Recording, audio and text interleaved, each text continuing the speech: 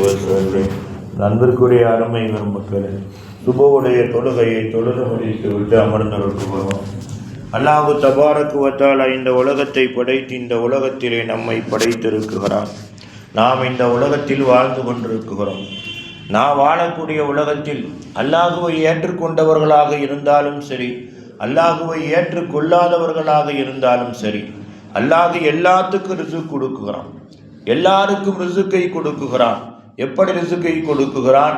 ஏதோ ஒரு வழியின் மூலமாக ரிசுக்கை கொடுக்குகிறான். உதாரணத்திற்கு எடுத்துக்கொண்டோமையானால், நாமாவது பாடுபட்டு ரிசுக்கை தேடுகிறோம். அன்பிற்குரியவர்களே, நாமாவது பாடுபட்டு ரிசுக்கை தேடுகிறோம். ஆனால் பெரும் பெரும் கற்களை எல்லாம் உடைத்தோமையானால், பெரும் பெரும் பாறைகளை எல்லாம் உடைத்தோமையானால் அதற்குள்ளே தேரை இருக்கும். அதற்குள்ளே தேரை இருக்கும்.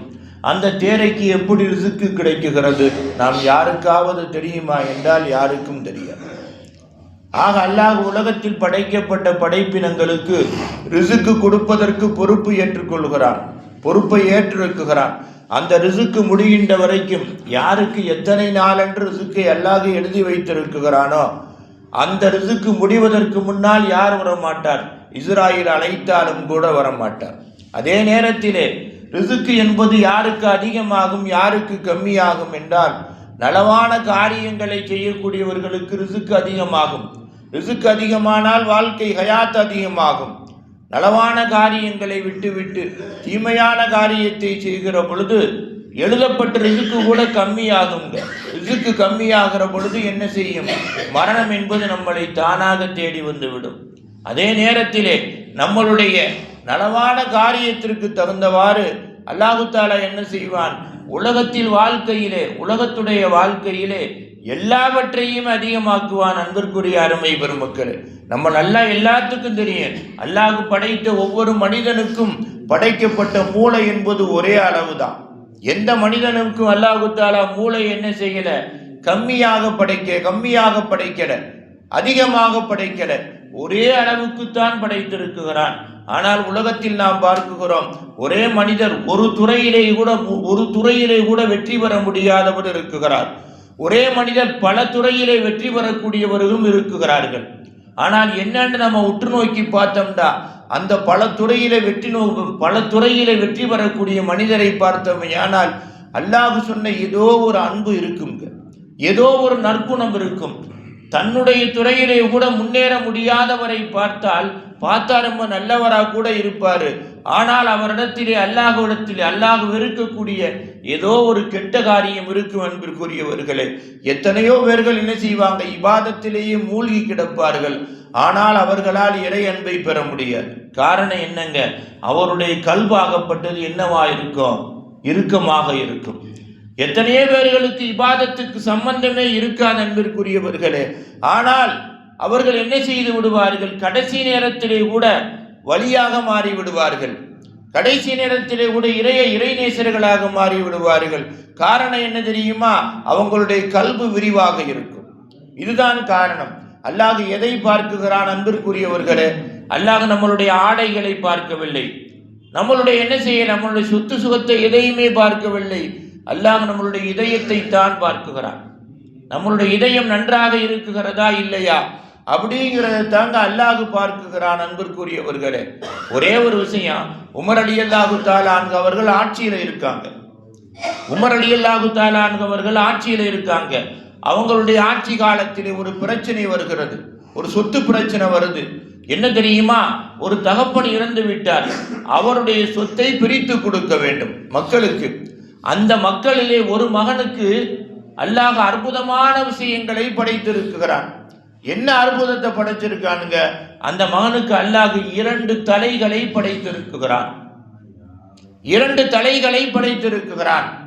2 வகுரை படைத்திருக்கிறான் ஒரே உடம்பிலே. அதே மாதிரி எல்லாத்துக்கும் 2 கை தான் இருக்கும். அவருக்கு 4 கைகள் இருக்குகிறது. இவருக்கு சொத்தை பிரித்து கொடுக்கணும். நல்ல சிந்திக்கணும். 2 தலைகளை படைத்திருக்கிறான். 2 வகுறு இருக்குகிறது. 4 கைகள் இருக்குகிறது. இவருக்கு சொத்து கொடுக்க வேண்டும். எல்லாருக்கும் கொடுக்கிற மாதிரி கொடுக்கிறதா, இவருக்கு கம்மியாக கொடுக்கிறதா, அதிகமாக கொடுக்கிறதா? என்பது யாருக்கு தெரியல? ஊர் மக்களுக்கு தெரிய. உமர் ரலியல்லாஹு தஆலா அன்ஹு அமீருல் முஃமினீன், அவங்களிடத்துல இந்த பொறுப்பு வந்த உடனே அவங்க மண்டையை சொரிகிறாங்க. சஹாபாக்கள்லாம் கேட்கிறாங்க, என்னாண்டு இதுக்கு என்னன்னு தீர்ப்பு கொடுக்குறோன்னு எனக்கு தெரியலையே. என்னாண்டு சஹாபாக்கள் கேட்கிறாங்க, இவரை ஒரு மனிதருடைய கணக்கிடுவதா, இரண்டு மனிதருடைய கணக்கிடுவதா, எனக்கு புரியலங்கிறாங்க. புரியலன்னு உமர் ரலியல்லாஹு தஆலா அன்ஹு சொல்றாங்க, எனக்கு ஒரே ஒரு யோசனை வருகிறது. என்ன யோசனை அப்படின்னவன உமர் ரலியல்லாஹு தஆலா அன்ஹு சொல்றாங்க, அலி ரலியல்லாஹு தஆலா அன்ஹு கூட்டிக்கிட்டு வாங்க. சபைக்கு அலி வந்திருக்காங்களா? அலி வரல. அலி ரலியல்லாஹு தஆலா அன்ஹை கூப்பிட்டு வாருங்கள். சஹாபாக்கள் கேட்கிறாங்க, ஏன்னு கேட்கிறாங்க. உமர் சொல்றாங்க, அலி வந்தால் இதற்கு தீர்ப்பு சொல்லி விடுவார். அப்ப நம்ம தான் என்னதான் நம்ம உயர்ந்திருந்தாலும் அன்பிற்குரியவர்களே, நம்மளுடைய உள்ளத்தில் என்ன செய்ய வேண்டும்? நம்மளை விட இல்மால் உயர்ந்தவர்கள், அறிவால் உயர்ந்தவர்கள், ஆற்றலால் உயர்ந்தவர்களை என்ன செய்ய வேண்டும்? அவர்கள் மீது அவர்களை மதிக்க கற்றுக்கொள்ள வேண்டும். அமீருல் முஃமினாக இருக்கக்கூடிய உமர், ரசூலுல்லாஹ்வுடைய இடதுகை உமர், அந்த உமர் என்ன செய்யறாங்க? அலியை கூட்டிட்டு வாங்கங்கிறாங்க. அலி ரலியல்லாஹு தஆலா அன்ஹு அவர்களை அழைத்து வரப்படுகிறது. அலி ரலியல்லாஹு தஆலா அன்ஹு சபைக்கு வர்றாங்க. வந்தவனா அவங்கள்ட்ட என்ன சொல்றாங்க? விவரம் சொல்றாங்க. இந்த மாதிரி ஒரு தீர்ப்பு வந்திருக்குது, பிரச்சனை வந்திருக்குது, இதுக்கு தீர்ப்பு சொல்ல வேண்டும், இதற்கு தீர்ப்பு சொல்ல வேண்டும். உமரை பார்த்து அலி கேட்கிறாங்க, அந்த தக்கூருல் ஹுக்கும, உமரை நீங்கள் தீர்ப்பு சொல்லலையா? உமர் சொல்றாங்க, வல்லாஹில் ஆலம் ஹாதிஹில் ஹுக்கும, இந்த தீர்ப்பு எனக்கு தெரியல, இதுக்கு எப்படி தீர்ப்பு சொல்வது என்று தெரியல. சாதாரண மனுஷன்டா சொல்லிடலாம். 2 தலை இருக்குகிறது, 2 வயிறு இருக்குகிறது, 4 கைகள் இருக்குகிறது, அவருக்கு அல்லாஹ் படைத்திருக்கிறான். அற்புதமான அதிசயமான மனிதர், இவருக்கு நான் எப்படி பங்கு பிரித்து கொடுப்பது அப்படின்னு சொன்னவண்ண அலி ரலியல்லாஹு தஆலா அன்ஹு சொல்றாங்க, இது சாதாரண பிரச்சனை, இதற்கு சாதாரணமாக தீர்ப்பு சொல்லி விடலாம். எல்லாம் அலியை பார்த்து ஆச்சரியமா பார்க்கிறாங்க.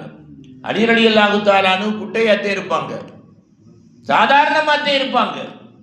அலியை பார்த்து ஆச்சரியமாக கேட்கிறார்கள், எப்படி நீங்க தீர்ப்பு சொல்லுவாங்க? அலி என்ன சொல்லுகிறார்கள்? அந்த மனிதரை கொண்டாந்து சபையில நடுவுல உட்கார வையுங்க. யாருக்கு 2 தலையும் 2 வயிறும் 4 கைகளும் இருக்குகிறதோ அவரை கொண்டாந்து சபையில நடுவுல உட்கார வைங்க. உட்கார வச்சாச்சு. உட்கார வச்ச உடனே அலி ரலியல்லாஹு தஆலா அன்ஹு என்ன சொல்றாங்க தெரியுமா? அவருடைய 2 ஓரங்களிலேயும் 2 பேர்கள் உட்காருங்கள்ங்கிறாங்க.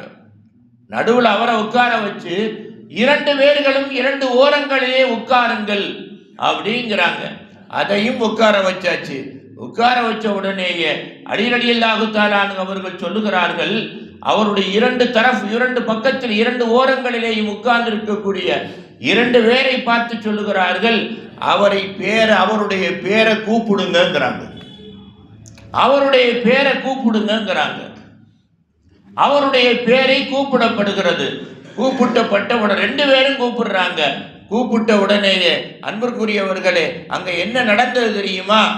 2 தலையும் ஒரே பக்கம் திரும்பியது. 2 பேரும் பேரை கூப்பிட்டாங்க. 2 தலை உள்ளவருக்கு 2 பக்கம் 2 தலை திரும்பல, ஒரே ஒரு பக்கம் தான் 2 தலையும் திரும்பியது. திரும்பிய உடனே அலி ரலியல்லாஹு தஆலா அன்ஹு கேட்டாங்க, இப்ப நான் தீர்ப்பு சொல்லவான்னு கேட்டாங்க. உமர் ஆச்சரியத்தோடு உட்கார்ந்துருக்காங்க. ஹலீஃபா உமர் ஆச்சரியத்தோடு உட்கார்ந்துருக்காங்க. ஏன்னா அலி ரலியல்லாஹு தஆலா அன்ஹு கேட்குறாங்க, இப்போ நான் தீர்ப்பு சொல்லட்டுமான்னு கேட்குறாங்க. உமர் சொல்கிறாங்க, சாதாரணமாக சொல்லுங்க அலி, தீர்ப்பு சொல்லுங்க. அலி ரலியல்லாஹு தஆலா அன்ஹு அவர்கள் தீர்ப்பு சொல்லுகிறார்கள், எல்லாருக்கும் கொடுப்பதை போன்று இவருக்கும் ஒரே பங்கு கொடுங்க. ஆண்களுக்கு 2 பங்கு அல்லவா, பெண்களுக்கு 1 பங்கு அல்லவா தகப்பனுடைய சொத்திலே. அந்த 2 பங்கை கொடுத்து எல்லாரும் போல இவருக்கும் சமமாக பிரித்து எடுத்துக்கொள்ள சொல்லுங்கள். உமர் கேட்கிறாங்க, அவருக்கு 2 தலை உள்ளதே, 2 வயிறு உள்ளதே, எப்படி 1 பங்கு கொடுக்க முடியும்? அலி ரலியல்லாஹு தஆலா அன்ஹு அழகா சொல்றாங்க, 2 பேர் கூப்பிட்டாங்கள் அல்லவா, கூப்பிடுகிற பொழுது இந்த தலை ஒரு பக்கமும் அந்த தலை ஒரு பக்கமும், இந்த தலை ஒருவருக்கும் அடுத்த தலை ஒருவருக்கும் திரும்பி இருந்தார் அவர் 2 மனிதருக்கு சமம். ஆனால் கூப்பிடுகிற பொழுது அவருடைய 2 தலையும் ஒரே பக்கம் தான் திரும்பியது. அவருடைய இரண்டு தலையும் ஒரே பக்கம் தான் திரும்பியது. ஆகையினால் அவர் ஒரு மனிதர் தான், அவருக்கு ஒரு இதயம் தான். அடி சொல்றாங்க, அவருக்கு ஒரு இதயம் தான். ஒரு இதயத்திலே இரண்டு தலை சர்வசாதாரணமாக செயல்படும். 4 கைகள் செயல்படும், 4 காலே இருந்தா கூட செயல்படும். அப்படி அவருக்கு 2 இதயம் இருக்குமேயானால் தான் 2 தலை செயல்படும். அவருக்கு என்ன, அவருக்கு ஒரே ஒரு மூளை தான் செயல்படுகிறது, 2 மூளை செயல்படல. 2 தலைக்கும் சேர்ந்து ஒரு மூளை தான் செயல்படுகின்றது. அவர் ஒரு மனிதர் தான், 2 மனிதர் அல்ல. ஆகையினால் என்ன செய்யுங்க, இந்த 2 பங்கை ஆண்களுக்கு கொடுக்கக்கூடிய 2 பங்குலே இவருக்கும் சமமாக கொடுத்தால் போதும் அப்படின்னு அலி ரலியல்லாஹு தஆலா அன்ஹு தீர்ப்பு சொல்றாங்க. அன்பிற்குரிய அருமை பெருமக்களே, என்னன்னு கேட்டோம்டா, அல்லாஹ் எல்லாரையும் மனிதர்களாகத்தான் படைத்திருக்கிறான். எல்லாத்துக்கும் என்ன, நம்மள ஒரு சிலருக்கு அவருடைய குடும்ப பிரச்சனையை கூட தீர்க்க முடியாதவராக இருப்பாரு, ஒரு சிலர் உலக பிரச்சனையை பூரா தீர்ப்பாங்க. காரணம் என்ன, அவரவருடைய அணுகுமுறை அல்ல இது. அவரவர் நடந்து கொள்ளக்கூடிய, அல்லாஹ்விடத்தில் நடந்து கொள்ளக்கூடிய என்னது வழிமுறைதான் அன்பிற்குரியவர்களே. இதற்கு காரணம் அல்லாஹ் குர்ஆன்ல சொல்றான், அழகா சொல்றானுங்க, ஃபௌக குல்லி தி இல்மின் அலிங்கிறான். அதாவது உன்னை மாத்திரம் நீ அறிவாளியாக நினைத்து கொண்டிருக்காது, நம்ம தான் சிறந்தவரும் நினைச்சுக்கிட்டு இருக்காது. உன்னை விட உன்னிடத்தில் சாதாரணம் இருப்பாரு, அவருக்கு எந்த பொறுப்புமே கிடைச்சிருக்காது, எந்த தகுதியுமே இருக்காது. உனக்கு இருக்க தகுதியில ஒண்ணு கூட அவற்றை இருக்காது வெளிப்படையில. ஆனால் அவர் உன்னை விட சிறந்தவராக இருப்பார், அறிவால் உன்னை விட சிறந்தவராக இருப்பார், அந்தஸ்தால் உன்னை விட சிறந்தவராக இருப்பார். ஒரே ஒரு விஷயத்தை சொல்றேங்க, மஹ்மூதுல் ஹஸனவி ரஹ்மத்துல்லாஹி அலைஹி இந்தியாவை 17 தடக்க என்ன செஞ்சார், போர் தொடுத்து பிடிச்ச மஹ்மூதுல் ஹஸனவி கஸ்னி முகமது ஒரு தடக்க டெல்லியுடைய ஜும்மா பள்ளிக்கு தஹஜ்ஜத் தொழுக வர்றாங்க. தஹஜ்ஜத் தொழுக வர்றாங்க, வந்து படியில காலை வைக்க தஸ்பீஹ் சவுண்டு கேட்டுக்கிட்டே இருக்கு, உள்ள தஸ்பீஹ் சவுண்டு கேட்டுக்கிட்டே இருக்குது. ஆனா அவங்களுக்கு அந்த குரல் தெளிவா தெரியுது, இவர் நமக்கு வண்டி ஓட்டுறவர் தான், நம்மளுடைய வில்லு வண்டியை ஓட்டக்கூடியவர் தான் அப்படிங்கிறது தெரியுது. மேல போக போக சவுண்டு கூடுது. பள்ளிக்குள்ள, ஜும்மா பள்ளிக்குள்ள போறாங்க. போய் நுழைந்தால் தஸ்பீகை ஓதி கொண்டிருக்கிறார்கள். வலிக்கு வலியை பற்றி தெரியும், நபிக்கு நபியை பற்றி தெரியும், ரசூலுக்கு ரசூலை பற்றி தெரியும். கஜினி முகமது கேட்கிறாங்க, நீங்க யாருன்னு கேட்கிறாங்க. அவர் சொல்றார், நான் தான் இந்தியாவுடைய ஜனாதிபதிங்கிறார். யார் அவரு? மஹ்மூது கஸ்னவி கஜினி முகமதுக்கு வில்லு வண்டி ஓட்டுறவர். அவர் சொல்றார், நான் தான் இந்தியாவினுடைய ஜனாதிபதிங்கிறார். கஜினி முகமது அல்லவா இந்தியாவுடைய ஜனாதிபதிங்கிறாங்க. அவர் சொல்றார், கஜினி முகமது கத்திக்கும் கம்புக்கும் தான் ஜனாதிபதி, ஆயுதத்தை கொண்டு ஆட்சி செய்யக்கூடியவர் தான் கஜினி முகமது, அல்லாஹ்வுடைய இந்தியாவுடைய ஜனாதிபதி நான் தாங்கிறார். அவசர சும்மா தொழுதுட்டு உடம்பெல்லாம் ஆட ஆரம்பிச்சது. பெரிய வலி கஜினி முகமது, சாதாரணமான மனிதர் அல்ல, அல்லாஹ்வுடைய ஆபீத். அவர் வேகமாக தொழுது விட்டு போய் என்ன செஞ்சிடறாங்க, தஹஜ்ஜத் தொழுது தூங்கவே மாட்டாங்க, உடம்பெல்லாம் ஆட்டம் கொடுக்கணும், போனணும், படுத்துடுறாங்க. படுத்து ஒரு சில நிமிடங்களில் ஒரு கனவு வருகிறது. அலி ரலியல்லாஹு தஆலா அன்ஹு உட்கார்ந்துருக்காங்க. அவங்கள சுற்றி அவங்களுக்கு கீழே நிறைய உட்கார்ந்துருக்காங்க. உட்கார்ந்தால் ஒவ்வொருவராக ஒவ்வொரு நாட்டை பற்றியும் சொல்லிக்கிட்டே வர்றாங்க. இந்தியாவுடைய ஜனாதிபதி யாருன்னு கேட்குறாங்க. அலி ரலியல்லாஹு தஆலா அன்ஹு இவர் எழுந்திருக்கிறார், எந்திரிச்சு விவரம் சொல்றார். யாரு? மஹ்மூதுல் ஹஸனவி கஜினி முகமதுக்கு வண்டி ஓட்டியவர் விவரம் சொல்லுகிறார். அன்பிற்குரியவர்களே, ஆச்சரியமுட்டு போய் அப்பொழுதுதான் என்ன செஞ்சாங்க, மஹ்மூதுல் ஹஸனவி என்ன செஞ்சாங்க, அதிலிருந்து அவருடைய காலம் வரைக்கும் தன்னை ஜனாதிபதியை நினைக்கல, அவரை ஜனாதிபதியாக அந்தரங்கத்திலே நினைத்து வெளிப்படையிலே வண்டி ஓட்டக்கூடிய பணியாளாக செயல்பட்டாங்க. அப்ப அல்லாஹ் தஆலா யாருக்கு எந்த திறமையை, எந்த அறிவை, எந்த இல்மை கொடுத்திருக்கார் என்று நாம் வெளிப்படையை என்ன செய்ய முடியாது, முடிவு கட்ட முடியாதுங்க. அதைத்தான் அல்லாஹ் சொல்றான், நீ அறிவாளி நினைச்ச உன்னை விட ஒரு பெரிய அறிவாளி உலகத்தில் இருப்பார், அவரை விட ஒரு பெரிய அறிவாளி உலகத்தில் இருப்பார்.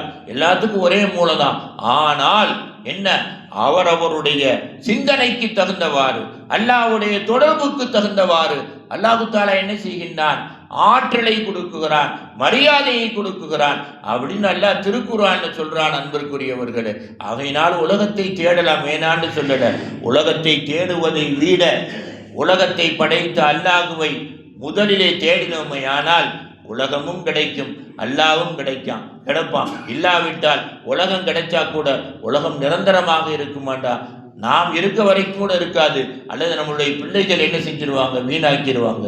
ஆகையினால் அன்பிற்குரியவர்களே, நல்லவர்களுக்கு அடையாளம் என்ன தெரியுமா? உலகத்தோடு அல்லாஹ்வையும் தேடுவார்கள், அல்லாஹ்வோடு உலகத்தையும் தேடுவார்கள். இதுதான் நல்லவர்களுக்குடைய அடையாளம். ஆக இந்த வழியிலே நாமும் நடந்தால் இந்த நாள் அல்ல, நம் வாழ்வில் சந்திக்கும் ஒவ்வொரு நாளும் திருநாளாக இருக்கும் என்பதிலே சந்தேகம் இல்லை.